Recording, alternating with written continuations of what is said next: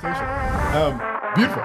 Episode 101 with Paul Gianini and Sean Lawless. Welcome. 5 Stories Falling to you guys. Thanks for making the trip out here. I know it was less long trip than a lot of people who come on to the show. But I appreciate you guys making all 5 and 6 minutes of the hike here. Yeah. Thanks for having us. Appreciate it. Thank you. Thanks for coming out. Before diving into the show here, for starters here, plugs. If you want interested in a unique and memorable music video, please reach out. I'm booking for, I guess, the winter at this point. I guess the fall is pretty full, so if you're interested, let's talk about the winter. For you guys, I know we just played Shoreline Summer Fest. I know coming up on August 30th, we're playing Milford Skatepark show with Scooped Up, who are friends of the show. I know there's a bunch of other bands you guys mentioned on the show that I didn't quite write down here. Is there anyone else on the show you want to shout out? Anyone else you want to promote and make sure we're keeping everyone engaged in that show? Yeah, there's a ton of great bands in that show. So I know Scooped Up is there, Cinema Stare, Sunday Morning, Waver.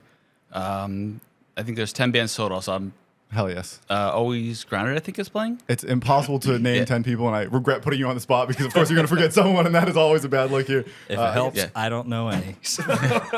There's 10 bands. They're all great, so come out. It's an all-day thing. It's the best. Scooped Up is also the best. The skate park show to me is like just the best vibe of like, it seems like the mecca for shows, being at a skate park and being in the center of this. And the coolest part to me, I know they've been on the show and described it, so I won't rant about it too much, but just how like the mayor comes down to support. Like, it seems like the town of Milford has like embraced these shows, which is so counterintuitive to me of like, knowing Scooped Up and knowing how like lawless they are and how rambunctious they can be. It's like for the town to embrace that is such a beautiful thing of like, I guess, building the skate park of like, well, if you don't build a skate park, then they're going to be skating your local library, and now you've introduced problems. So it seems like the town has done a very wise thing to me of embracing this and being like, welcome. We love you guys. This is a healthy and good way for people to express themselves. Beautiful. More importantly here, I know we've also got the album that just came out, What Lights Can Do. So, of course, it is streaming everywhere. Please go check it out. I guess, quit the episode right now. Go listen to that first. That is more enjoyable listen than whatever we're going to rap about here. But of course, we'll dive into all the nitty gritty of it. You guys came here with a bunch of gifts for me. So a bunch of sick stickers. The album is right here for people who are looking, and a shirt that I assume is sick. Is there a place online that people can also buy merch? Is there a place that people can go look it up? Yep. So we have a merch page through Big Cartel, where if you go to like our Facebook or Instagram, we have our Linktree. So that's links to like the album on Spotify, also our merch page, so you can grab shirts there. And we do have a new shirt design, which unfortunately we sold out of almost all of them at Shoreline. That's we sold a beautiful problem 26 out of the 30 awesome. shirts we had. Or us. So we order more. We'll have more at the Milford Skate Park show. Hell yes. I appreciate you vamping there. Here's one of the fire shirt designs that I'll be wearing at some point in the next coming weeks. So I appreciate you bringing that through. Yep, got the classic 5 Stories Falling logo tee. Thank you. Yes, I will prop this up.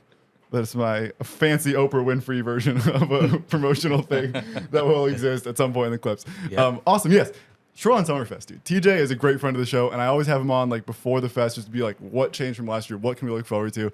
I was saying before the show that somehow he always books on the one day that I just can't fucking be there. This year's my like best friend's wedding, which of course I'm grateful to be at, but it was a bummer not to be able to go to the festival. It looks beautiful. It looks like just the best community event, the best thing for everyone to be involved in.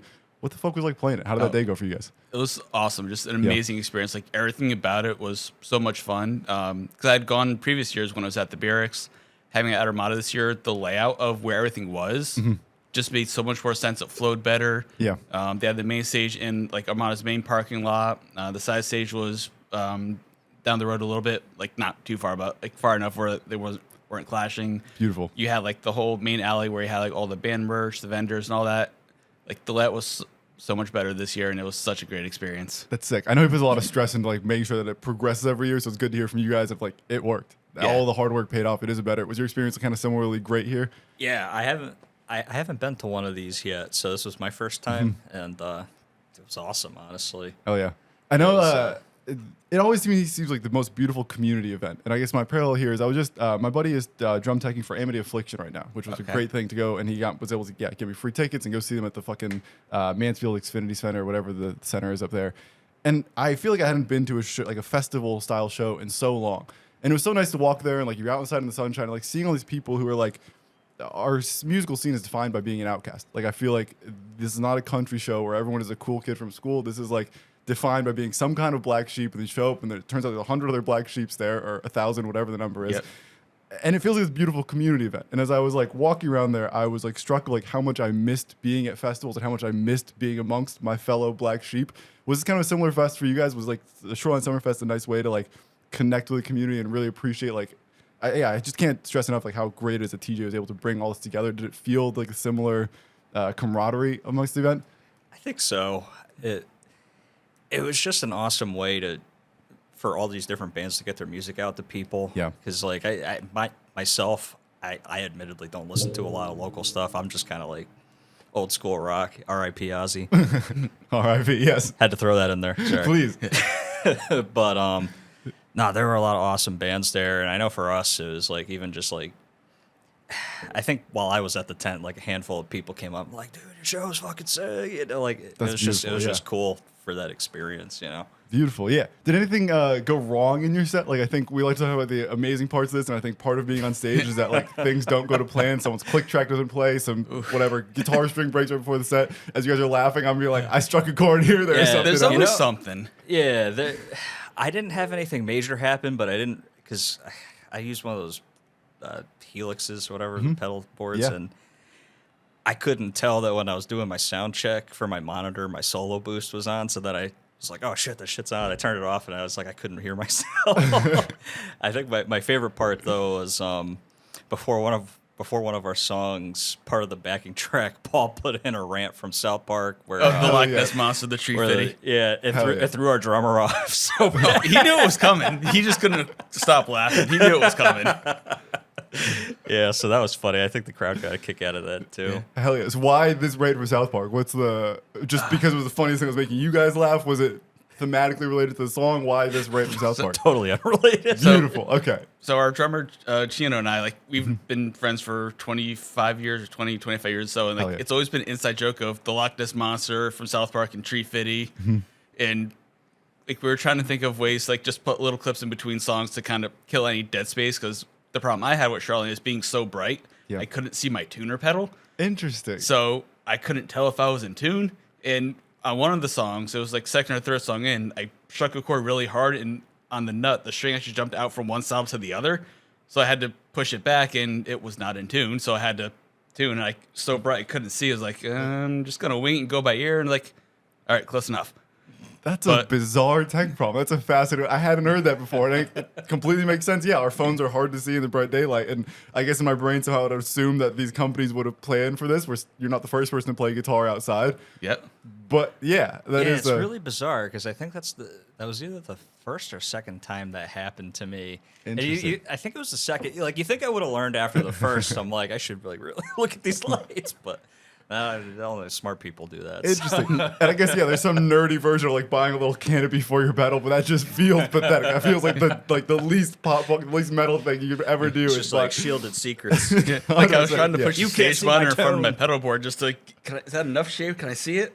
That's funny. Did you ever tuning by ear? I assume was enough for you. Was that enough to get by and get the rest of the set done? Yeah, that was enough, like adequate for the time. So interesting. And you mentioned that people came up to the set afterwards and were stoked on it, which is always the most flattering, beautiful thing. It sounds like you guys sold out of a shirt design, which again is A+. Like that is as good of a review as you can get from a crowd, as they came up and bought all the shit that you had to possibly sell. Yeah, honestly, it was a shirt design that I think even if you didn't care about the band, I think you would just love the shirt still. Hell yeah. It's part of our cynical sarcasm line. So the shirt was actually designed by TJ from Shoreline. Yep. So it's this old school 50s guys character, and it goes, hang in there, it gets worse. Hell and yes. he's like giving like the cheesy thumbs up. So like, Hell yes. I know, teaser. I'm thinking. I think our next one in the line is going to be like "Live, Laugh, Toaster Bath" or something like that. Hell yes. And also, power to TJ for being involved in every single piece of this festival, including the merch designs. Including the best merch of the show. Hell yeah. I know TJ designed our merch. He designed some like Take the Flames merch, merch for some of the other bands. Hell yes. I know we're talking about 5 Stories Falling, but I think we're just going to talk about TJ the whole time and how incredible he is, and that'll be the theme of this hour here. No, beautiful. I'm also curious about this, though, because it sounds like, there's a lot of success after the festival. I am terrible when someone comes up and says, dude, you did a great job. And my brain goes like, I did a job, which isn't true, right? Like I wouldn't, like in my context, like I wouldn't send the video if I wasn't happy with it, if I wasn't proud of it.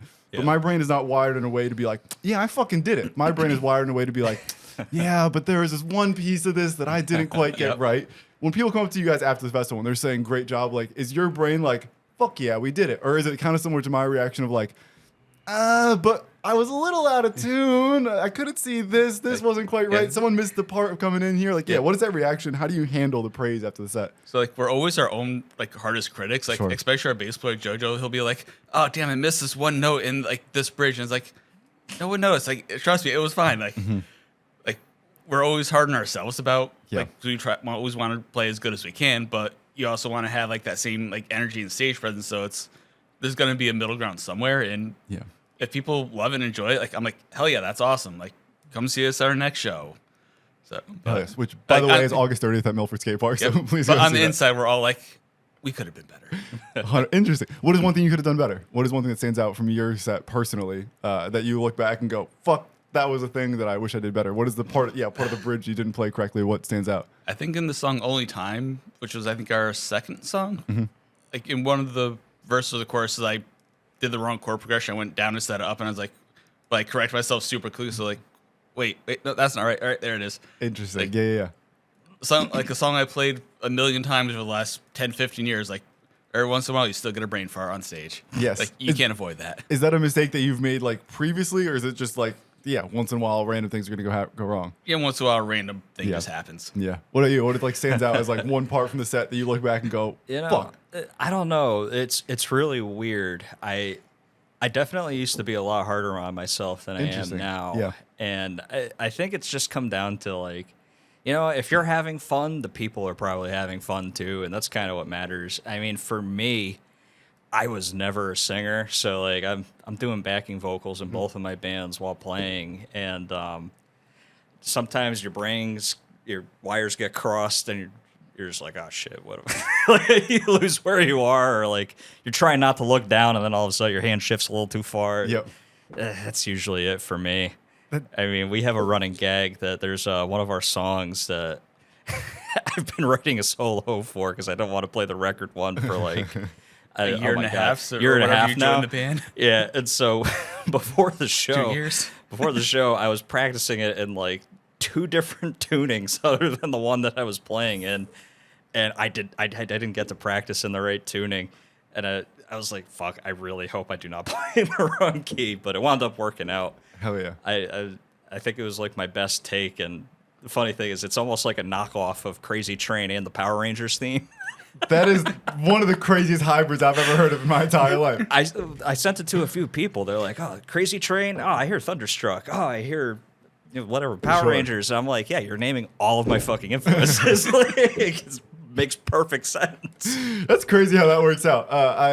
This is a kind of a relevant tangent, but I was working with the band yesterday, and one of their brothers showed up. I was like, oh, you're his brother for sure. Like, I don't know who you are, but for sure you're his brother. And I was like, yeah. And it's funny how the same like genetic influence are so obvious in music here of like, if you listen to these 5 things influence you as a kid, these 5 things come out in that solo. And it's funny that, Power Rangers and Ozzy Osbourne somehow have a child that it is instantly recognizable as a child of those 2 entities. Yeah, that is 100% Sean. Pretty much, yeah. Hellas, you mentioned you used to be like way harder on yourself. What made you loosen up? Like, was this like an active process? It was just the past process of being beaten down by time. Like, what helped you get to a place of being more? Because I think you're right. I think, of course, if the audience doesn't know, then who gives a fuck? And the audience will never know. Yeah, that's kind of it. It's like you put a lot of time into. I think you find yourself putting a lot of time into the wrong things sometimes. Interesting. Where I'm like. I don't know, because I'm in a cover band too, and I'm doing 3-hour sets plus with them, and it's like, you know what, like in a 3-hour set, I have a day job, I don't play guitar 8 hours a day. It's like, you know what, shit's not going to be perfect, just having fun at the end of the day, dude. Yes. It's, as long as you're not going up there and fucking up the Lick to Buddy Holly by Weezer, I think you're good, 100%. It sounds like I've reached this point in video stuff where like I had the same stress, like I'm gonna fuck something up, and then I got to this point of clarity of like my best is good enough, and I don't know what my best is. I don't know what good enough is, but it's kind of all I can do. All I can do is trust that I'm going to put the best that I can. And that is going to be enough because it has been enough in the past. And I think what you're saying is like you've played enough shows, you've made enough mistakes, and go, hey, turns out the crowd didn't walk out when I missed a note in the solo. Yeah, it was like one of the last shows I did that Paul was running sound for. I was just getting over COVID and I was like really beat down. And my group we were doing this really weird crossover where we're playing like Kids in America by Green Day, but then we go into the Freebird solo. And so like, the whole time we were like, every time we've done it, I just improvise the whole thing. I play a couple of the standard Freebird licks and then whatever. And at the show, I was like, that was like the worst I have ever fucking played that. Like, it was terrible. And my mom, like, I was talking to my mom, and she's like, "Oh my god, that Freebird thing was awesome." I'm like, "Really?" I was like, "I guess so." You know what I mean? It's like you're your own harshest critic. You're your own worst enemy. Shout out to Lit. Which is the best and kind of the only way to be, right? I think there's been one comforting thing of the show is like, no one's really happy with what they make. And not to say that we are not proud of the things we produce, but every person I've had on here, and to me, the peak of this was Brian from Currents, the singer of Currents, who is now, internationally successful. Yep. And to me, I've seen them at VFWs and seen them playing to 10 people. And now they're playing to 10,000 people or more all the time. Yeah.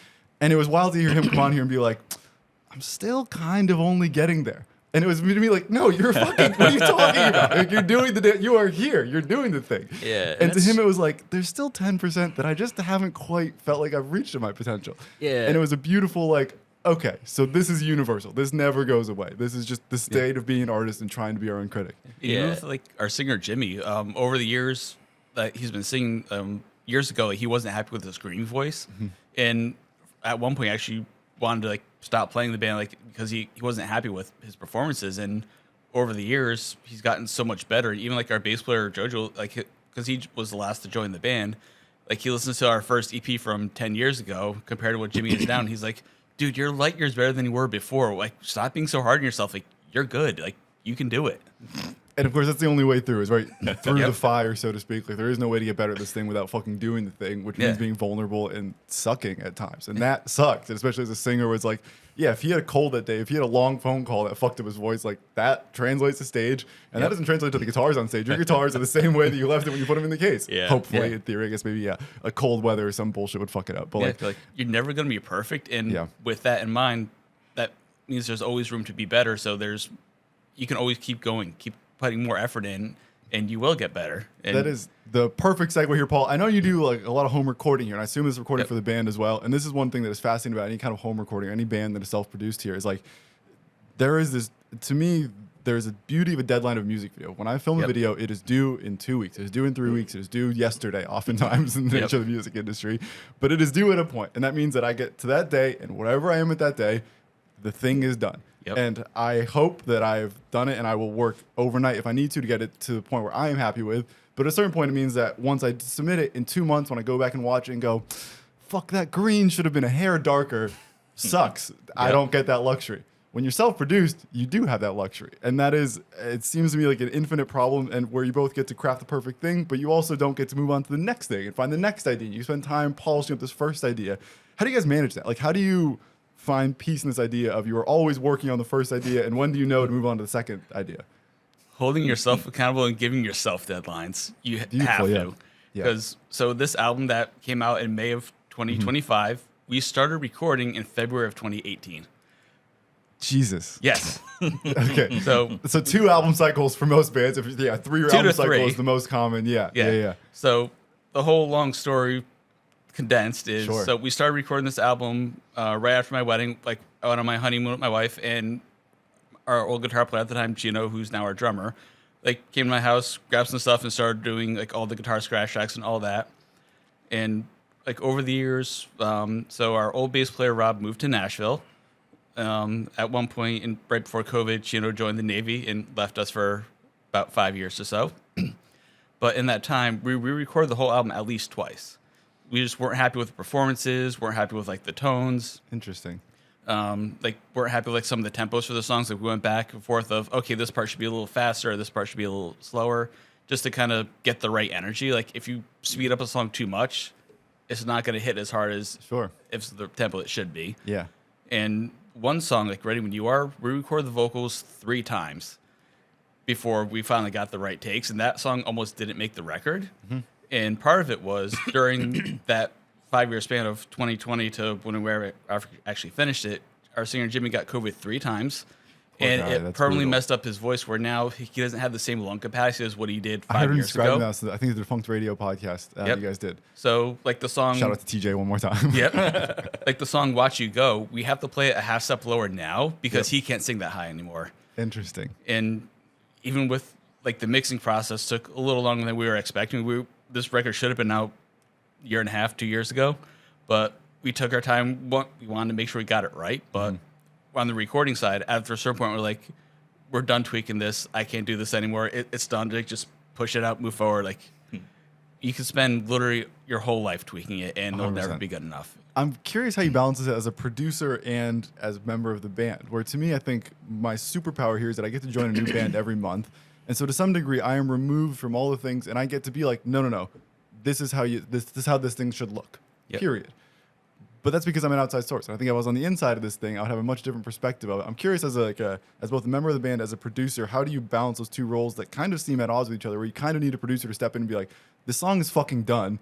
But as a band member, the song is never fucking done. Those two things are at odds with each other. And it is a delicate balance, and it can be hard sometimes because everyone has their own vision of what a song should sound like.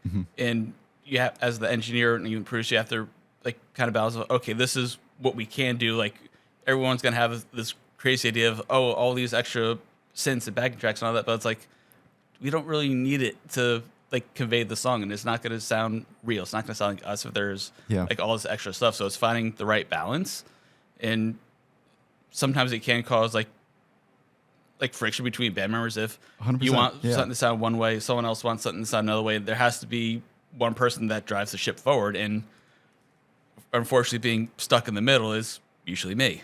That's the problem. Yeah. And the running band joke is everything's my fault. Like, fucking Paul. Fuck Paul.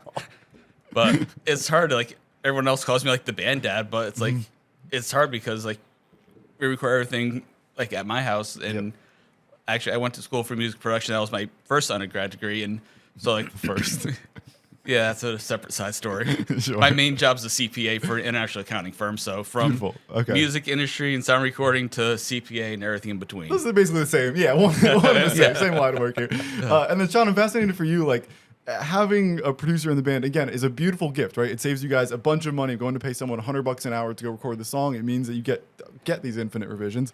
But again, I think there is a time where like the band and the producer are a team, but they're also kind of at odds with each other. Where the producer is saying like, no, this is done, and the band is saying, what if we just one more time? Or there can be the flip side of this thing, right? Where the producer is saying, we need one more take, and the band is being like, no, the fuck we don't.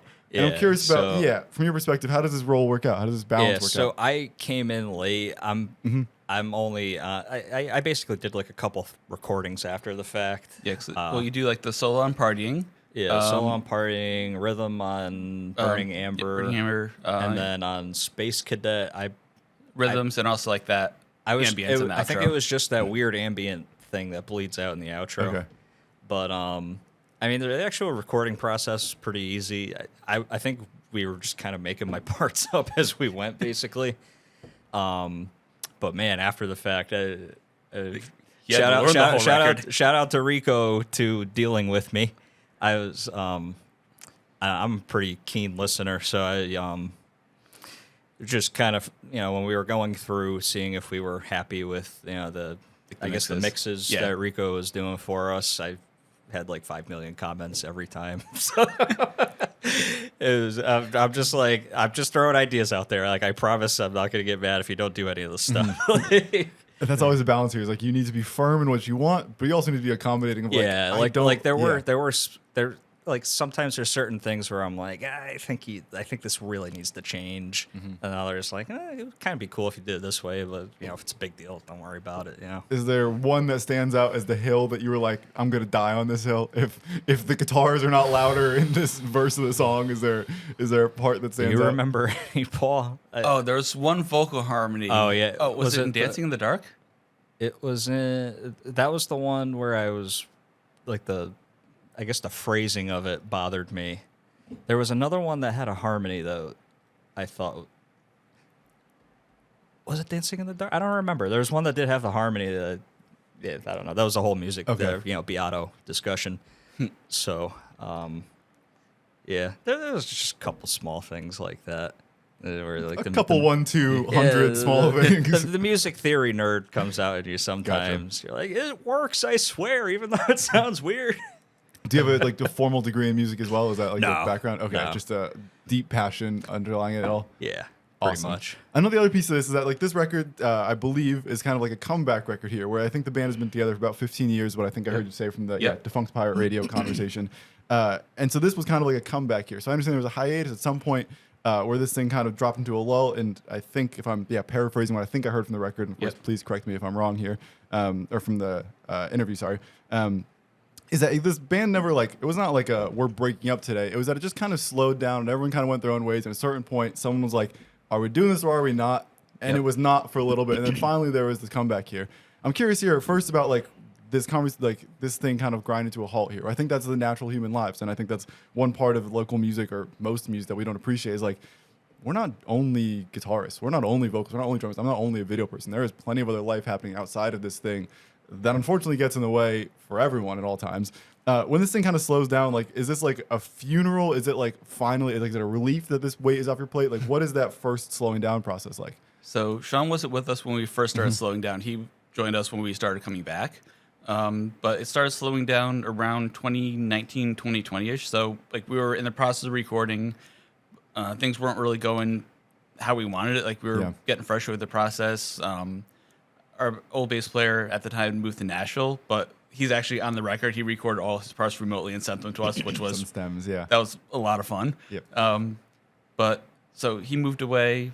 In general, we changed jobs, going through relationship problems and all that. We all were kind of doing our thing. We couldn't really focus on the band, and scheduling. So one person changed jobs, another person changed jobs. It's all right, we used to practice every week Saturday night.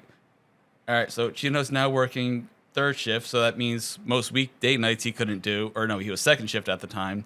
So we can't practice on a Thursday afternoon because he was working till 11:30 at night. And our old drummer at the time was I have Dungeons and Dragons or we're working on Saturday, so it's all right, can't do that day. And it's well, none of our schedules line up, so yeah. But during COVID, myself, which I guess, sorry to interrupt, but I guess it's almost the perfect universal timing to taper off is because obviously 2020 would have been a taper off for most everyone else anyway. Which my little pearl here is January 2020 is when I was I'm going to do video full time. And the universe made it a little bit more complicated than I intended it to be. Because I built momentum. I was I'm finally fucking ready. And the universe had other plans for us, and including being a band at this time. I know most bands had some kind of a lull around there because what the fuck other choice was there? There isn't a whole lot of other options there. So in some way there's some silver lining here of thank goodness it paused because it saved you this other stress that everyone else got to go through. Yep. But there's this lull here. Throughout the lull, are you creating other music? Are you still recording other bands? What does this lull look like for you? So a little bit of everything. So I was actually writing my own solo songs as well, which are demos for whenever we start writing music again. Is I have an album and a half's worth of new riffs, ideas, songs that some are actually full recorded songs that never saw the light of day. I'm just going to put these in my back pocket for later. Yep. I have been recording a bunch of other bands in between. I still that as well on the side. So I have a couple bands I'm working with right now to work on music. I run live sound for Sean's cover band and also a wedding band as well, The Souls. Beautiful. So actually both sound guys from Shoreline work with me with The Souls. So I knew both Brian and Austin. Awesome. So always busy doing something music related, which it keeps it fun and interesting. I will go on a brief tangent here, and we'll come back to this. I went off on a tangent. I forgot where we were. No, please. We're in the middle of the lull, but I'm curious about this. One story that comes up on here a lot. I've been trying to read more in the last couple of years. That has been a goal of mine. I'm convinced that all the smart people I know read, so I'm going to try and read, and then hopefully become a smart person as a result of this.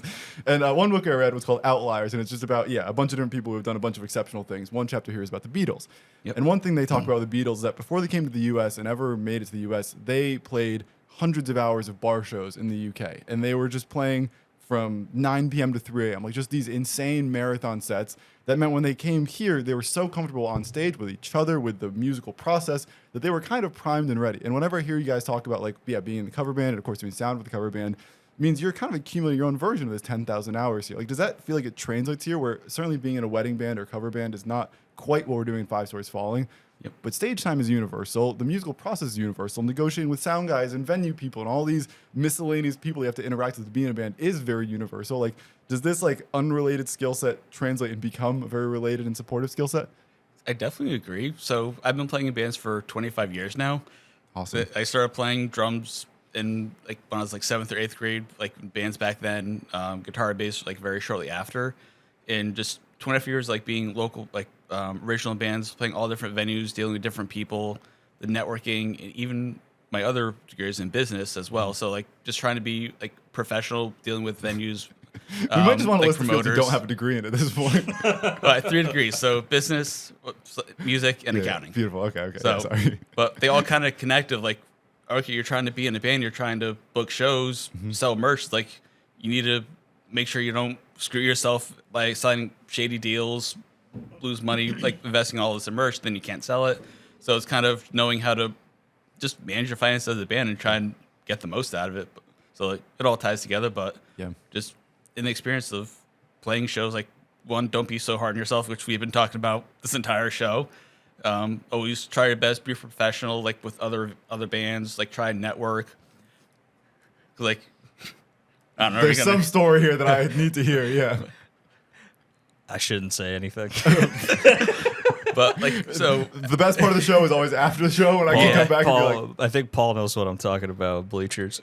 oh yeah, I'll get to that. we'll cross that bridge later. Yeah. But like, even like Shoreline as examples, like after we finished setting up, loading in, and all that, our bass player Jojo and I, we walked around to every single other band that was playing, went to other tents, introduced ourselves, said hi, like traded stickers and all that. So like, it's networking of, oh hey, you guys are from New Jersey. Like, there was one band from New Jersey that knew my ex-girlfriend from college, that she was coming up to take pictures for them. It's like, okay, cool. I'm sure that's exactly who you wanted to see that day. Shout out to her. I'm sure she's a queen. Yeah. Beautiful life. Whatever. Who gives a fuck? She actually ran into my wife at some point, and they were friendly with each other. I was like, what?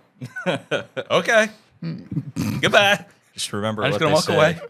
Keep your friends close and your enemies toaster.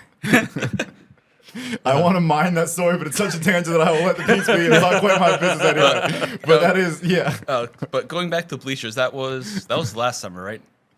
We played Bleachers. I don't know. Yeah, that was last summer. Yeah. I play Bleachers like every other month, it feels like. So. Yeah. Not this most recent time, but I think it was August of last year we played Bleachers. Okay. I won't name the band, but Sure. it was 4 bands on the bill, and the band that was playing last. So the whole thing that happened was the sound guy decided to start the show a half hour later. great. That's Which- exactly what a sound guy should do. Yes, it starting at 8:30. We started music at 9, and I was like, there was, I think, going in between the bands, the first and second band, they had an in-ear rack, which took them a little longer to set up than they were expecting, which shit happens. Oh well, just deal with it, move on. Then during our set, our drummer's bass drum pedal broke, so that caused a few minutes, but we ended up cutting 2 songs, like, 'cause we're like, all right, we're running so far behind, like, screw it, like, just let's keep it rolling. Sure. We cut 2 songs, just try to accommodate, because we didn't want to go all night. But the band that was playing last, their bass player showed up very late in the evening. He wasn't there at load-in, and he starts screaming at us, like saying it's unprofessional to like run everything so far late and all that. And it's like, we couldn't really help it, but he also wasn't there. And the kicker is, he was shit talking us. He was threatening to fight us in the parking lot. Beautiful. But the kicker is, I personally brought the backline for the whole show. So like, the house drum kit was my drum kit. The guitar cabs were our guitar player Shiano's, which he was in the Navy at the time. So like, I was babysitting them for him. So those are our cabs, my bass cab. Yep. All the band's using my gear. It's like, you're gonna shit talk me and threaten to fight me, but then go use my gear? Yeah, no. Yeah. Yeah, dude. I think the part that killed me was he was getting snippy with one of the guy's girlfriends too. I'm like, dude, like what are you doing? like, calm the fuck down. This is Bleachers. It's like 12:30 a.m. Like, fucking calm down, dude. 100%. Yeah. It's always this. I've always heard for camera. Again, there's a parallel here, but in the camera world, there's always this thing of like, the best photographer is the best hang. And like, taking a good photo is unfortunately not as high on the list of priorities to be hired as you would think. And that sucks, right? When you get the first camera, you're going, fuck, I'm going to get so good at this thing that I'm undeniable. And that's true. Of course, that is a part of this job. Yep. But more part of this is like, can you be in our van for 6 weeks and not kill anyone or have anyone want to kill you? Yeah. That is unfortunately kind of the base level here. And it's the same thing in a band world, right? Can you be on a bill and not fucking rock the boat to this degree that you guys don't even remember? Anyone who's at the show, you remember how many t-shirts you sold. You'll never forget this dumb motherfucker. And that sucks. And it's like, that is one of those of like, I don't know this person. There's a chance I do know this person, actually, just by how small this universe is. But like, I don't know this person. I probably will never know this person. Probably no one else will ever know this person because of how they've handled this. And for their bandmates, now the bandmates are in a tough position of like, they know it's not right. Like the bandmates the will also. drummer of that band plays in a couple other bands, and like after he was coming up apologizing for his bass player, and we're like, yeah, all right, yeah, okay. And it's one of those of like, I appreciate your apology, but if you're really sorry, he wouldn't be in your band anymore, because this is not the first time this has happened, right? Yeah. This is not a unique aberration. Like this, whatever this pattern of behavior is a pattern that for sure as a bandmate you would have seen over time by now. Yeah. And it's this really tough thing of like, we love our friends, but we're running a business here, and if this is how you're gonna run your business, then fuck you. I don't have time for you, and no one else will either. And also, like, what gave me a really good laugh is the next time we played Bleachers, I was actually on the phone talking to the owner of Bleachers. I think his name was Scott, and I was just saying, for this show, can we just make sure we start on time? Like that's all all I care about. And he knew exactly what I was talking about. Oh yeah, I remember that band. Yeah. Like, 3 weeks after they played with you guys, they emailed me asking for a show. I told them to fuck off. That is it. That is the nature of the beast. And Yeah, dude. It's just don't be a dick. Yeah. Right? which seems so remedial. It's Yeah. not that hard. No, it's like- really not. Interpersonal skills are so underrated or like underappreciated. It's like, yeah, just don't be a dick. I have And, like, found. I so even much bought a peace. shirt for every band before that show. So like, I bought their merch, and they're still trying to fight me in the parking lot. I was like, can I get my money back? Then you burned it like a quarterback who had just been traded to the rival team or whatever. I still have it. We were waiting to have a fire pit to burn it. So when we do, you're coming over with us. Beautiful. For the record, I will not be there. Off the record, let me know when it is. No, beautiful. Yeah, and it is this weird thing. Like, you'd think that, these basic human skills should be very basic and human skills. And it turns out they're a lot more rare. And it gives me like a lot of peace of like especially if you're a local band and you want to make fans or what. Like, I don't know. It's just It's all about having fun. Like, not many of us will like make it huge big time you come like the level of currents are, but like we're just here to have fun. Like, just have fun. And that's most things in life, right? Yeah. Like, but even at the higher level of things, like the more I'm around people, it's like I rarely have someone come up to me and be like, "Damn, I was with these people and they were awesome." I very frequently have people come up to me and be like, "I was with these people and they were fucking ass," and like that's the nature of the beast here. Is that like, unfortunately, it takes one bad day to undo 99 good days. But usually one bad day is not an isolated bad day to this context, to this scale of bad day here.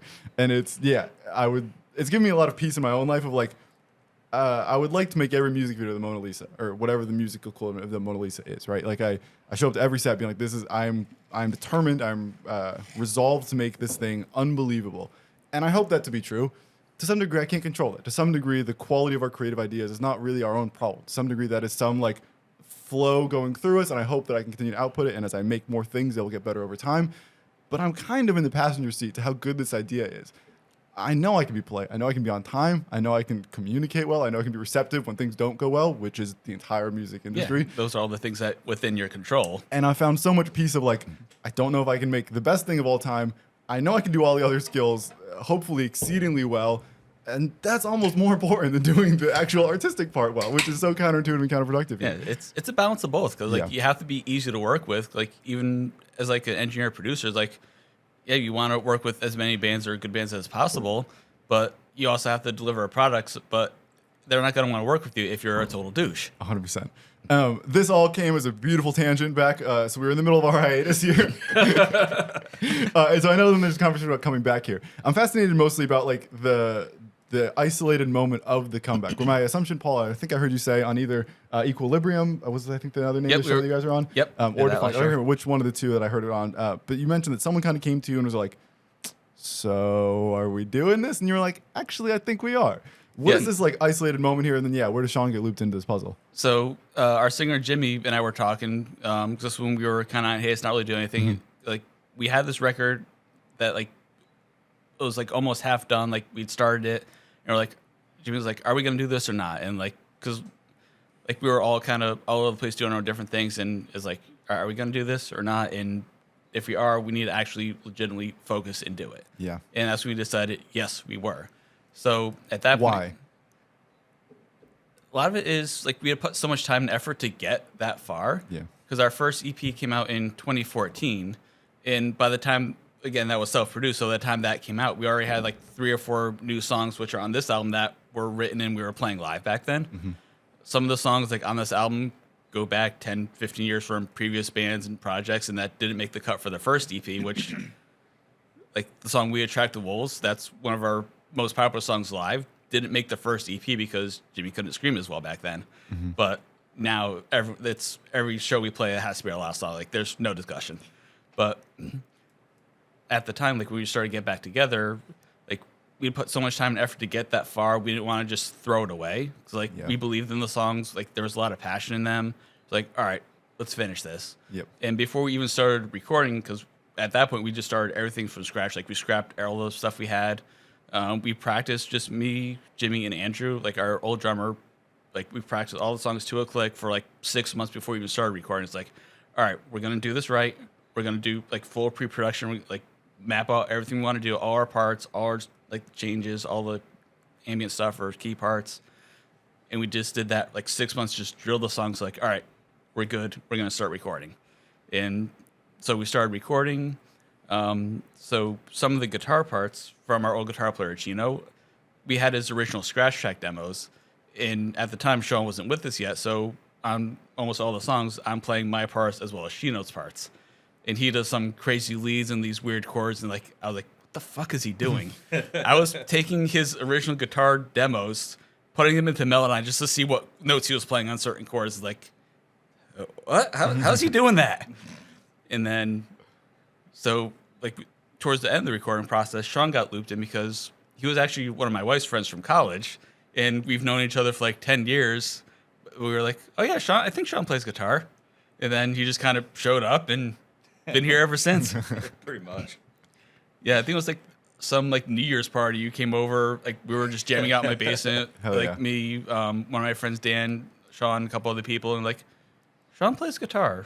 We're actually starting to get ready to play shows. We need another guitar player. Let's call Sean. Hell yeah. And then Sean, for you, what is it like joining this entity that, is coming back, but it does have a decade of history. And I know there's been like rotating members. So it's not maybe the exact same entity as 10 years ago. But I think there is always this fascinating balance of like, you're joining a thing with momentum. And that's like, you have to acclimate to the culture, but you also want to bring your own voice because they are inviting you to the table. How are you balancing like, both joining this thing with momentum and also trying to be Sean still? It's not that hard for me, honestly. Okay. I mean, especially because I knew Paul and Jamie pretty well before, and I knew the other members from prior to a little bit anyway. But I don't know. I felt like I just joined and I was just part of the family. You know what I mean? Yeah. It was a very easy acclimation. That's best case scenario. And they deal with my shenanigans. I listen to a lot of weird, like jazz fusion, progressive shit, and it leaks into my playing a little bit. And I'll send stuff to Paul. He's like, it's like it's just a little outside. I'm like, nah, dude, it's good. It's fine. Trust me. That is. So I try to balance because like I'm not as familiar with the genre, but I love the music. Dude. Yep. It's awesome. So I just try to, I'll play it, but I put my own flair on it. You know what I mean? That's fun. Yes, I find myself. Metal is still my home metal core. I guess I don't know. I fucking hate genres. Anything heavy is metal, dude, and everything. It's fucking rock to me. That's all it is. 100%. Yes. Like I made Sean a playlist of for all post-hardcore stuff, and Sean's like, I'm not listening to that. Like, what is post-hardcore? It's like, I'm not listening to that crap. I was like, just listen to it. To be fair, I have tried a few times. I found a few songs that I've liked so far. Yes.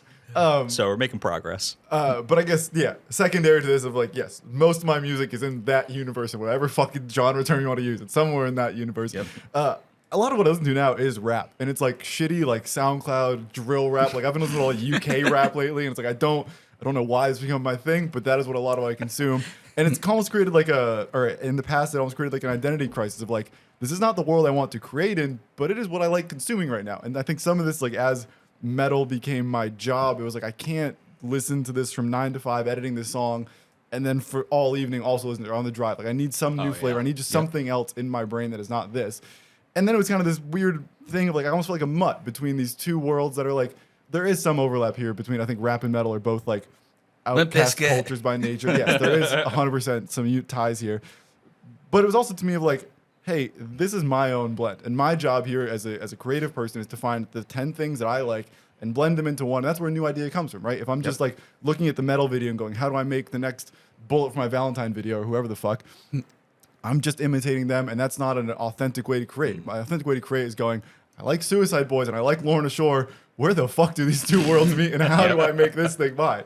And that is where I found a lot of freedom. It sounds like you've had a similar thing here of like the jazz fusion is your home, but this is the world you're creating in now. Yeah, I don't know if I'd say it's my home, but like my favorite guitarist of all time is Alan Holdsworth. Okay. Like, that dude was like a legend. Hell yeah. But it's like if you listen to if you put my Spotify on its awful shuffle, whatever it does, you'll go from Holdsworth to like Creed to Del the Funky Homo Sapien to Prince. Like it's just all over the place. Hell yeah. I don't know. I just like good music. That's it. And good is completely subjective, and your job is not to be the arbiter of what is good, but is to be the vessel for good. I just try to do what I hear in my head. Yeah. And roll with it. Have fun. Fuck yeah, that is it. One piece I'd like to touch on here that we've plowed past where I normally ask about this. I'm always curious about like when this music kind of came into our lives. So it sounds like for you this like metal, heavy, whatever the fuck genre, rock music is kind of a newer addition. Paul, was this like something that was like in your home growing up? Like, did you hear this as a 3-year-old that someone's listening to Metallica in the home and then it became a part of your brain? Where does this music kind of come into your life? So depends like which influence you're looking at. So like the more post-hardcore stuff kind of got big when I was in high school. So like bands like Thursday, Thrice, Glassjaw, Static Lullaby, all that kind of stuff. Was there like a specific friend that introduced you? Is there like an aha moment here, or just kind of you found it naturally drifted into it? A little bit of both. So I had a couple of friends like from high school that were like really into that kind of stuff that introduced me like Glassjaw and Thrice. Then my old band at the time I was playing in high school, like in early college, we actually toured with the Static Lullaby for a little bit. So just generally knowing like those bands growing up. But my actually early influences growing up were more like the 90s alternative rock stuff. So bands like Goo Goo Dolls, Everclear, Our Lady Peace, all that kind of stuff. Like all those influences come through. So like some of the songs on the new record, like, oh, this riff, that's Goo Goo Dolls ripoff. Or there's one song, Beauty's Only Light Switch Away, where it kind of goes back to what you said, like pulling inferences from all different places.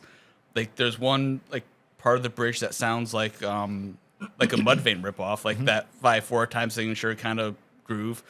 But the part coming out of it is like a little Hawthorne Tights ripoff, and the verse sounds like 36 Crazy Fists. So like we pull all these different influences, and it comes out like that. And that's an original idea, right? I think, there's the natural pull to be like, I want to be just like the Goo Goo Dolls. And it's like, nope, they already did it. Find a new, better option. Paul, for you, was there music growing up in the house? Were instruments around growing up in the house? How did you first get into playing all this kind of music? Oh, boy. There wasn't, I don't know, like when I was growing up, before I got to high school, I think I was just kind of on the pop radio crap and whatever. And then, like at 8th grade, I just decided I wanted to start playing guitar. And it's actually really funny. I used to play Call of Duty 2 on the computer a lot back then, and one of the kids I was friends with, dude, he showed me Jimi Hendrix first, and then I got the tattoo right here. It's the album cover from the Band of Gypsies, and that album made me want to be a fucking guitar player. I was like, this is like the greatest shit I've ever heard. That is the shittiest dissonance of hearing Jimi Hendrix play guitar and be like, oh, that's guitar. And then getting one in your own hands and be like, what the fuck is he doing? Oh, God, yeah. No, at first there was a song, Message of Love, on that album. Okay. It was like, I like needed to learn how to play that. And then, Machine Gun off that album is like one of the greatest recorded live solos of all time.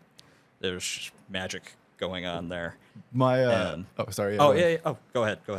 My shitty 2-pronged follow-up here, or my always fascinating part, is like, one, getting the first guitar. Like, is this a hand-me-down guitar? Is this you saved up $100 working at a lemonade stand? Like, where does the money come from? Where does the first guitar come from here? And then part 2 is like, is learning self-taught? Are you taking lessons? What is this first relationship with a guitar like? Yeah, so I got my first guitar for Christmas. It was a PV starter Strat. Came with a little amp that I still have. And I think it sounds awesome because the speaker's blown out in the thing.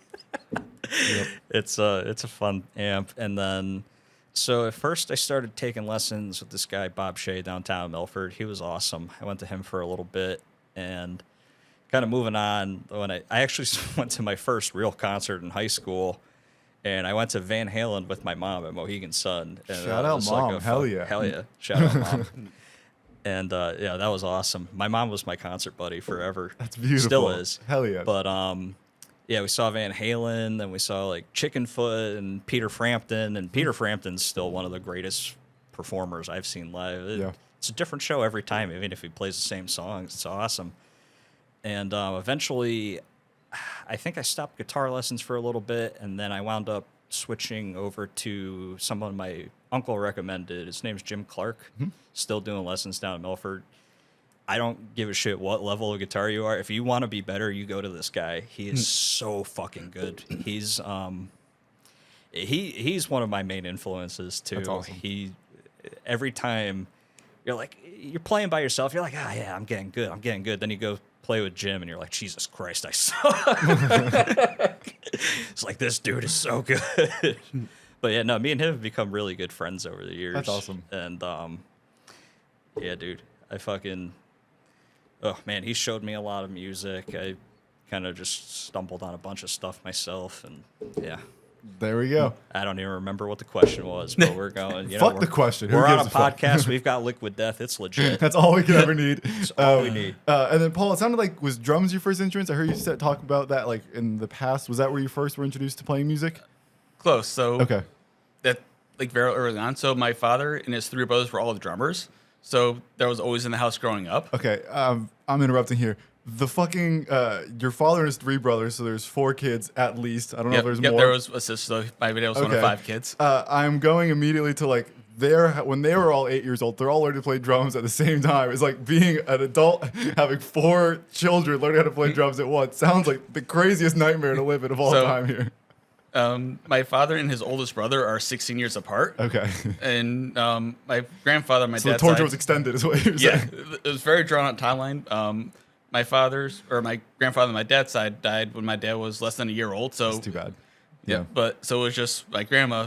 But she was mostly working. So my uncle pretty much raised my dad and like the younger kids in between. Yeah. But they all like the drum set went from one to the other to the other. That's like beautiful, it kind of like circled the family a few times. It's a beautiful comfort to pass along through the family. And yeah, it sounds like there's all the turmoil going on. That, of course, is very. And it was like this 70s like Tama like a Star Classic or whatever the kit was back then. It was like 18 pieces, like this massive drum kit. That's crazy. Like, Imagine a little 6-year-old trying to reach all the pieces. Yeah. But so my dad and his 3 brothers were drummers. Okay. My first instrument was actually trombone. I started playing like 3rd or 4th grade. Okay. The first album I ever bought was Goo Goo Dolls Superstar Car Wash, and I wanted to be just like Robbie, their bass player. So trombone was my first instrument, but then from there I started playing bass because it's like the same. I literally took my trombone sheet music and started playing my bass. It just like it was like I didn't know that. Okay. yeah, like the same like from Key. music theory standpoint, Yeah. like same like how they read the music, like the scales and all that, or so it's an easier transition to start playing bass. And I actually started playing guitar. I started bass first, then drums right after. Like when I was 7th or 8th grade, starting to play bass, and Dad was like, "Oh, I want to get back into music again." So my dad bought a drum kit, and that's the kit I learned on. Hell yeah. And then I actually started playing guitar in a band freshman year of high school because in my friend group, 3 other kids played bass that were all better than me. Complete opposite of what happens everywhere else. It's like, oh, everyone else plays bass? All right, I guess I'm playing guitar. And that's kind of how I started getting guitar and writing music. Interesting. And then, it's been 25 years of aggressive pursuing of that same passion since then. Yep. That's beautiful. I'm curious then, we talked, I guess, about some of the lowlights here. And it sounds like Bleachers maybe was somewhere on this list of lowlights here. The highlights of it, I think, is maybe, the more uplifting part of this to talk about here. I think I heard you guys talk about that playing Shoreline was always one of the goals, and that getting on it this year. I think this interview was taking place before Shoreline with TJ, so you're kind of still in like the aspirational phase. Like, damn, this is something we're looking forward to. I can't wait to do this. Is there anything now that like also stands out as like a high watermark? Shoreline is certainly one of them. Shout out TJ for the 700th time. But what else stands out as like a high watermark to these 25 years? I'll start with you, and then get to you, Sean, after. Let's see. So over the last 25 years or just 25 years. What's a moment on stage you look back and go, damn, I am grateful that I got to experience this? So my old band that used to be in before 5 Stories Falling was called Safe from the Storm. We were based out of like the Waterbury, Watertown area. And that was from like 2003 to 2008. So that was pre-Facebook, pre-Instagram, kind of like the dawn of the MySpace era. Yeah. So like everything we did back then was pure DIY. Like everything we did on our own, like recorded our own like songs, burned CDs by hand, wrote out everything on there, went to shows, passed out CDs. So like in 2006 we toured with A Static Lullaby. We also played with like Candlebox, 30 Seconds to Mars. That was a sold out show at the Webster, 1,500 people. 30 Seconds to Mars to the Webster is crazy. Main stage, that place was packed. Like you couldn't move. That is unbelievable. Yep. Yeah. Hell see who else did we play with? Like Smile Empty Soul, Candlebox. Like they were one of my favorite bands growing up, like as a kid. Yeah. So like to actually play and like meet my idols, like I owned one of Peter Klett's guitars from Candlebox. Sick. Before they did their reunion tour, he was selling a whole bunch of guitars on eBay, and I got Gibson ES333 from him, which they got him to sign like the inside control plate. Sick. And like one guitar I'm never gonna sell. And then a few months later, I was opening for him. Hell yes. Was meeting your heroes a good thing or a bad thing? And I guess I'll leave this vague in case it was a bad experience here. But for me, it's always been this weird thing of like, I have met some of them, and some of them were good, some of them were bad. But I have this like group of people, and Good Charlotte is one of these to me. That's like a mecca band. It's like I've had opportunities to cross paths with them, and I almost kind of don't want to. Where like I've heard them on podcasts. Like by all accounts, I think they're good dudes. But what I've heard behind the scenes, I think they're good dudes. But I kind of like keeping them in this like this display case in my brain that like they can be the heroes that I want them to be, and I don't want to meet the people that I think will live up to that, but they kind of also can't live up to that, right? It's a nostalgic factor that no one will live up to. It's not a real human I'm comparing to. It's my 8-year-old version of my memory. Was it like a good thing to meet your heroes or a bad thing to meet your heroes? Most of the time, it's usually been pretty good. Like all the guys in Candlebox were super chill. I got to meet them, hang out with them, tons of autographs and some stuff from them. The guys from Nostalgic Lullaby was super chill. The Exies, like their singer Scott was super chill to hang out with. Yeah. Their bass player Freddie was also awesome. He's now the bass player from Everclear. Rad. The only one that was kind of iffy was 30 Seconds to Mars. Like Jared Leto didn't even do his own sound check. Like he stayed in the bus, walked in, sang, walked out. That's it. No interaction with anyone. Like you say hi to him as he's walking out, he just walk right by you. Yeah. Like okay. Which is the exact recipe of a guy who becomes as successful as he has become, but is also one of those of like, we can do a little bit more than that. There's room for a little bit. Beautiful. Sean, what do you got for me? Yeah, what stands out like a high watermark as you look back through his musical careers, all the musical endeavors here? What's one night that stands out as like a, fuck yeah, I'm glad I got to do that. Yeah. I just have one really dopey one. Sure. Dopey's beautiful. Yeah, it doesn't have to be. Yeah, my band. So I've only been in bands for like 3 or 4 years. Awesome. I don't know. I just, I was a home player forever. Yeah. But I think it was last year. My cover band was playing at the Stand, and it was an outdoor gig, and we were playing Higher by Creed for the first time for one of our sets. And right when it goes to the bridge where I'm playing the little guitar break, dude, a fucking like windstorm kicked up, and it was like the most obscene shit. It was like I was like transcending at that moment. And I kept up for like the rest of the bridge and going back into that last chorus, and then it like stopped when we finished the song. It was it was just so one of those things. It was just so funny. That's sick. But yeah, no. Makes you feel like you're in the right place doing the right thing at the right time. Yeah. I was like, wow, we could not have planned this better. I was like, I can't see because I got dirt in my eye, but I'm enjoying it. I still don't know if I'm in tune, not because of the sun this time, but because my eyes are fucked by dirt, but it all works out. Beautiful. Is there anything that stands out as like a low watermark? So I've touched on some of these, but is there like a show you played? Is there a venue you played? I'm always curious about like insane venues that people have played of like, I don't know why we showed up here. It was just a waste of our time to be in this closet with 4 people attending. Is there anything that stands out as like a fun low watermark? Ooh, I got to think about that one. Beautiful. No is also totally an okay answer here. Yeah, there's over the years, there's always been tons of shows where like you expect more people to come and show up, and then you end up playing to no one. But that's life. It's hard to pick out one, and also I'm just trying to think of like any specific ones. Sure. Because those you usually tend to forget quick and move on. Oh my God, which is the way to do it. Yeah. I got a somewhat related story. Beautiful. I remember one time I was playing a dive bar with the cover band, and we had an opener playing, like just a solo acoustic guy, and this fucking really drunk dude went up to him and apparently asked him if he could use the drums, and the opener was like, oh, whatever. Like he thought it was the drummer, he didn't know. And we see this guy going up there, and we're like, what the fuck's he doing? And he's like sitting down on the kit picking up. I was like, oh fuck no. So I went over and I had to yell at this guy. I was like, dude, get the fuck out of here. Hell yeah. He was like, oh, but the opener said. I was like, I don't care. It's not his kit. Get out of here. And oh my God, I remember the smell of that guy's breath was so bad. It smelled like he fucking puked like 5 minutes before. And so that was fun. I got to be the band bouncer for like 5 minutes, and guy was scared to come talk to me after. He was still asking the other guys if he could come up and play. He stayed away from me, that's for sure. Did your job well? Yeah, everyone needs that at some point in time. Yeah. Paul's the 5 Stories Falling band dad, and I'm kind of like the band dad for Remove Before Flight. So. Okay. Nice to be a part-time parent in this scenario who gets to be on call. I get a break in the other. I get to be the kid. Hell yeah. Hell yeah. Like the ongoing meme in our band group chat is this clip of South Park with the ADHD. Sit down and study. And just smack shot across the head.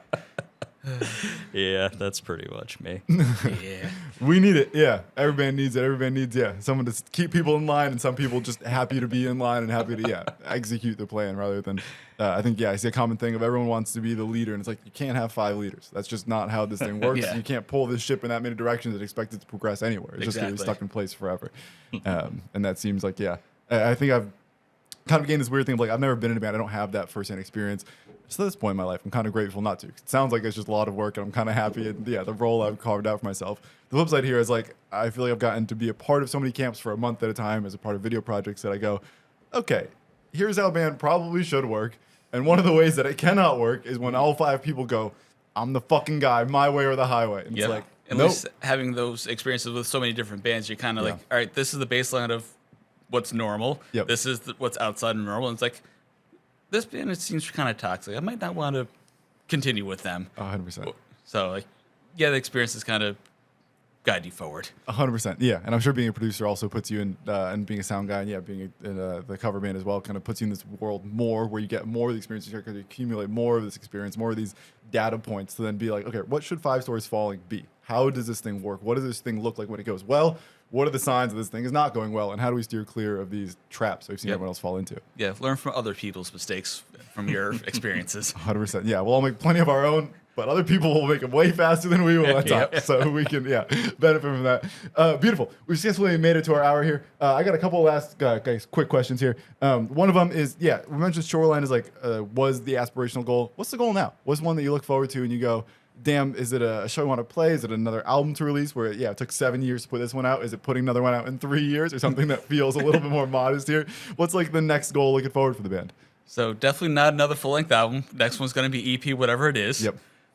So as far as timeline, at the end of August or early September, our bass player JoJo is having his 3rd kid. Beautiful. And congratulations also. Yep, thank you. Thank you for JoJo. On his behalf. Yep. And in December, our singer Jimmy is having his 1st kid. So awesome. Okay.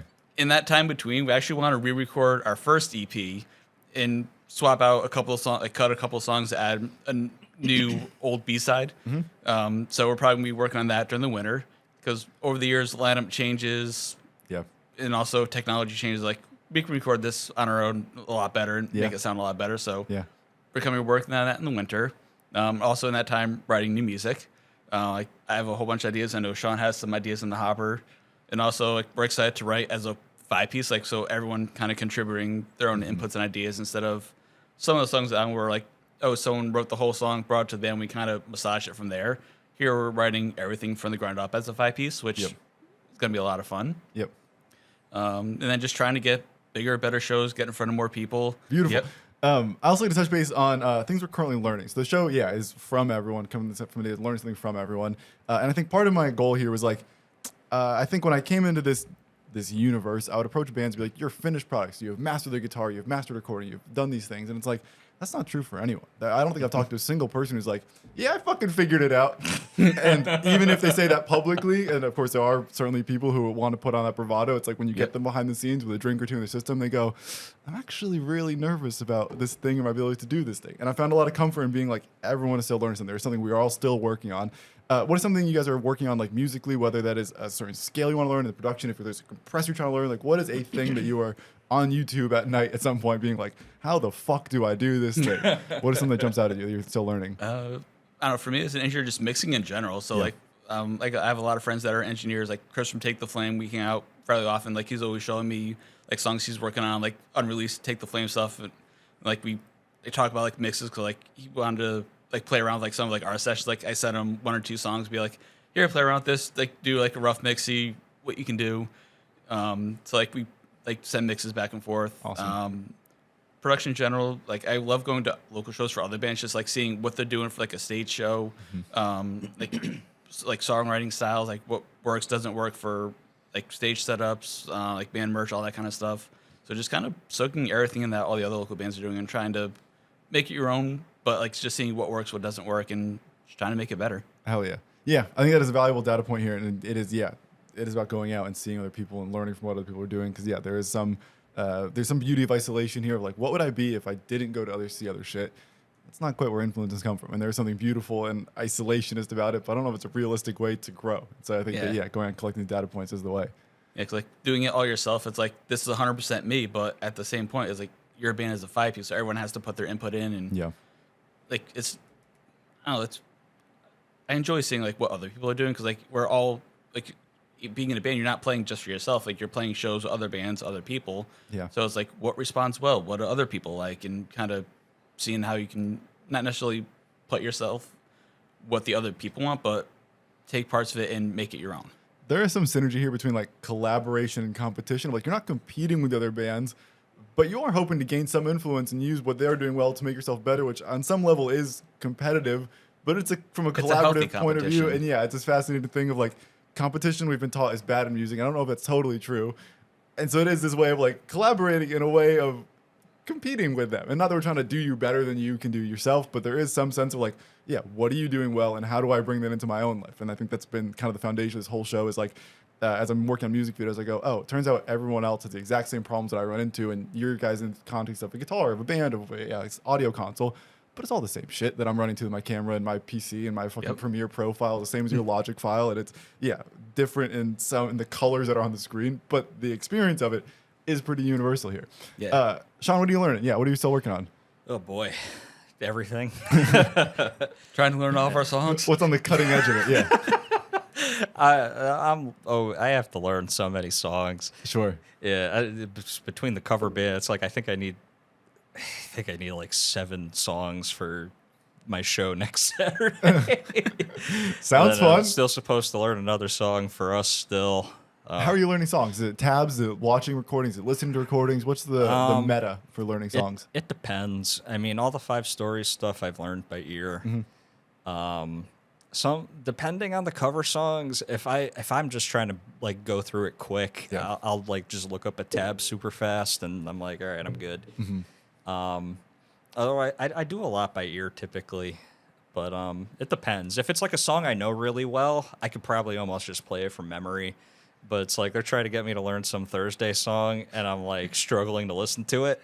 So it's one of those things, like I'm going to look at a tab, and I'm just going to figure it out that way. I can spend as little time on it as possible. It's funny. I'm so musically ignorant that learning something by ear is just not, I simply cannot. And I'm sure that is a skill I can learn. And that's part of where this E kit come from a year ago, is me being like, I can't play drums. I'm too stupid to play drums. And then it was like, well, I'm going to get a fucking E kit. I'm going to sit down. And I'm going to figure out how to do this. That's actually something I just did too. Drums was one of the only instruments I know like nothing about. Yep. So I had Paul help me pick out a kit and stuff not too long ago. And so now I got that set up in my basement. I'm probably pissing my neighbors off. But I'm down there at like midnight, just like, bah!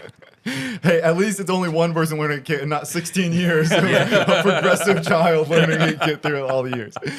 Fire. And last question for both of y'all here. Sure. And I'll start with you on this side. What are your interests outside of music? So we've done all this chat about music, all this stuff about playing guitar, which is great. But I think one thing I've loved about music and loved about being at concerts is like guitar is one part of our lives, and there's 1,000 other hobbies here. And I think sometimes I forget when I watch a band that I go, oh yeah, they're a figure that plays guitar, and it's like, nope, they're a whole ass human who has 100 other hobbies, and this is one of the hobbies here. But I'm always fascinated. Yeah, what else makes you happy outside of work? Are you is there some physical pursuit you're pursuing? Is there another craft? Are you a construction person? Do you like making shit? Like, what makes you happy? What are you working on? Yeah, no, I've done a lot of like home renovation crap. Interesting. Work on cars with my dad's a little bit. Sick. What's like you say working on cars? I feel it's mostly just maintenance stuff. Okay. Like we do all of it ourselves typically. Okay. I'm a big sports fan. I love the New York Rangers. Even though we stink. I don't think they've been too good the last couple of years. No, but they're coming around. It can only get better from there. So like hockey's a big thing. I just started playing tennis like a year ago. Beautiful. Hang out with my family, and the music takes up like the other 90% of my life typically. 100%. So Yeah, but it's important to have these outlets outside of it. And I think, something like the Rangers is a beautiful, like, lifelong pursuit. And I guess, unfortunately, in the Rangers, it may be a lifelong pursuit before you get to watch them win. But it's just like it's nice where when it's hockey season, you get like a couple hours to unplug every other night or whatever. 100%, yeah. So, it is, nice long season. Even if it's, season. it's funny, even if it's frustrating, like I used to play, I used to game a little bit more. I don't really as much now, but I would play like those Dark Souls games. Yeah. And it's like, my ex would be like, why do you play these if they piss you off so much? And like, they do, but when you finally win, it's like you live for that feeling, man. Like, they piss me off, but I kind of like the way they piss me off. Yeah, but it's like when you finally beat the boss or whatever, you're just like, oh, dude, fuck yeah. Like, you're just so happy. You're like, I don't have to do that ever again. The Rangers are playing Elden Ring right now. It may be 1,000 deaths, but they'll get there eventually. Oh, God. They're playing on one-hit kill mode. The DDR version of it, whatever that fucking crazy shit is. Yeah, my goldfish is playing Elden Ring on stream. Beautiful. Paul, what are you doing? Yeah, what outside of music are you into? Yeah, what hobbies you got? Outside of music, I'm also a huge hockey fan. Awesome. I used to play when I was younger. I played until about I was 18. Awesome.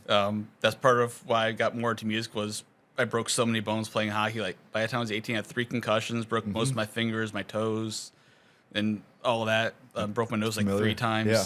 So I'm a Hurricanes fan, so Sean and I are constantly having rivalries of who's going to beat who. And sure. Are they divisional rivals? I don't know. The Rangers usually win. Not the last couple of years. They do in the playoffs.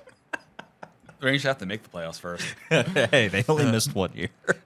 But I've got a nice dose of how this goes on for the entire course Chris of the year. Kreider hat trick, baby. But yeah, growing up, my whole family played hockey. Like growing up, we had season tickets for, like the New Haven Nighthawks. Yep. We went to a ton of Beast games, tons of Whalers games. So usually once or twice a year, my wife and I actually fly down to Carolina for like their Whalers night every year. Hell yeah. So I was wondering how you ended up. Yeah, that makes sense. That you followed the Whalers down. Yeah. Okay, yeah. That took me a second to do the math there. But yeah, like so that then also like recording and live sound for other bands. Like that's I guess like the hobby of not my music but helping other people. So yeah. between that, there's not a lot of extra free time. So usually it's hockey. Beautiful. Yeah, that's a good way to spend your time. And yeah, I think everyone needs something outside of music. That's been I've been so solely focused on music video stuff that like. Yep. Nothing else in my life has existed. It's only been the last year or two I've kind of picked my head out of this fog and been like, okay, I love doing this and it's great to put all of me into this. There's got to be something else I can put 1% of my time into. It can't be all this. You need a different outlet. Like you can't just be buried in one specific thing. Which I can articulate logically. I can't quite make it happen functionally yet, but we're getting there. Yeah, every once in a while you just need like your brain to refresh and kind of step away for a minute. It's like sometimes that's kind of what. If you're stuck on something, I know I'll just be like sleeping, and then all of a sudden I wake up, I'm like, oh shit, I know what to do now. 100%, but you know what I mean? Like it's just crap like that. It just helps you rewire. 100%. Yeah. I think there's something so stubborn in me that I have trouble like letting myself go rewire. Where I go, nope, I'm gonna fucking sit in this channel and figure this fucking shit out. And it's right. I would probably do better if I went out and went for a run or something. Came back an hour later, and I'd probably make more progress in the 2 hours with 1 hour run and 1 hour of work than just sitting in the fucking chair for 2 hours. Yep. But I'm too stubborn to be like, nope, I'm gonna go take the time off and do the thing. Yeah, like every winter I do a Christmas song with the cover band. Fun. I'm sending Paul a mix like every 10 minutes. I'm like, yeah, what the? It's like, yeah, what would you change on this? Like, is the bass better on this one? Like, hell yeah. It's just crap like that. I drive myself nuts to the point where I'm like, you know what? I don't give a shit anymore. I was like, it's good enough. No one's going to care. That's it. Beautiful. 5 Stories Falling. What Lights Can Do is out everywhere now. Shirts are available everywhere you can buy merch. I believe you said there was a shop online there. I'm forgetting the link for or how to find it. Yeah, our Linktree from our Instagram, Facebook. So it's through Big Cartel. We have shirts, CDs. We also have vinyl. Hell yes. I'm trying to think what else is up there. We'll have the new shirts up there in a couple weeks when we get the next run back. So. Sick. Go explore. Go check it out. August 30th, Scooped Up Skatepark show in Milford, Connecticut. That is, I believe, an all-day festival. We'll show up early, stay late kind of thing. There'll be plenty of shit going on there. 12 to 9. Beautiful. There'll be skaters there. I believe they also have like food vendors there. They have a whole food trucks, high top burgers usually there each time. Fire. I know TJ usually provides the stage for the show. That's a nice guy. We should talk about him more. Who? TJ's the man. I know usually Jimmy has a few vendors there, so I think he's still looking for vendors. So it's $20 for a booth there if anyone's looking to vend. Awesome. Yeah, and hey, if you're if you got nothing to do afterwards, my cover band's playing Hard Hat in North Haven. Come check us out, baby. Sean's doing a double that day, so yeah, they're trying to kill me. I think we play around like 2 2:30, outdoor 3 gigs o'clock on the same day. That'll add up. We're gonna hope for good weather for your sake there. Well, yeah. At least we're covered at the Hard Hats. Beautiful. We done did it. Paul, where can people find you on social media? So obviously the band stuff, 5 Stories Falling, is on all platforms. Go look that up. But where can people find your personal stuff if they want recordings done? Where can you reach out to you? Yeah, where's a good place to So I support actually you? don't have my own personal Instagram. Cool. Usually message me through the band. But I am on Facebook, Paul Gianini. I used to have like a Facebook page for the studio, but I don't know, it's too much to maintain that, the band page and everything. I was hit it. But awesome. Yeah, just message me on Facebook or through the band Instagram. I'm always around. If you message on either of them and you get a really weird message back, it's probably from me. Yes. I do it all the time. It's so fucking hilarious. They're like having a serious conversation with Paul. I'm just like, hey, can you take me to the Matthews Bridge? Sounds like an Easter egg I want to unlock at some point in this process. Yeah. I'll have to turn the notifications back on for it. Beautiful. Yeah, message the band Instagram at like 12:30 in the morning and you'll get Sean. Hell yes. Sean After Dark. Sean, where can people find you online? Where they can reach out to you? Where can they support you? And also, 5 Stories Falling, and also, I know you mentioned another band, the cover band here. Where can they keep up with that? So my personal stuff, I have no idea. I Cool. think one's Sean_Flawless or whatever the hell on It'll Instagram. all be linked below for the record here. But Yeah, there's another. I have another music Instagram. I don't know what the tag is on that one. Cool. So, my cover band, Remove Before Flight, you can find on social media at RBF Rocks. And, we're just like a party rock cover band. Cool. It's a good fucking time, dude. I play Freebird, so you can actually yell it and we will play it. Hell yes. So This come is check us out. Very luxury. Beautiful. I appreciate you guys making the trip. I know it was, That's such a massive long hike drive. to Oh, get yeah. out here. So I appreciate you taking the time to come through. Thanks for the shirt. Yes, please go buy a shirt, go buy a record, go stream it all, go listen to it all, go see you guys at a show. And have a sweet. great life. Episode 101, we done did this thing. I will, have a great life. Thanks for having us. Slay Queen.